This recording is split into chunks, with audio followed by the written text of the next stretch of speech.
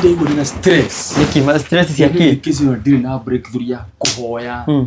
Na ndira hoya ndiraigua kinya mawe gutiri kundu marathie. Maraguthaituma magacoka. I'm just stressed. Atiriri, niona makwa ndiraigua kama tarakinya fiyo.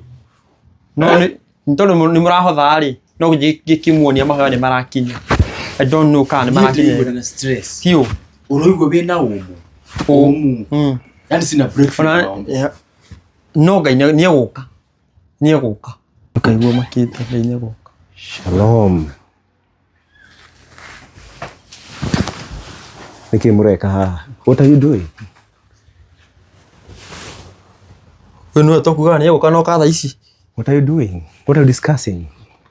Yesu. Yes. Nimejaribu kuomba maombi yetu hayafiki mbinguni. Hayafiki. Nimeongea na huyu ndugu yangu sahi nikamwambia Yesu. Kwani anaogopa? Yuaja. Mbona anaogopa? Mbona unajificha nyuma yake?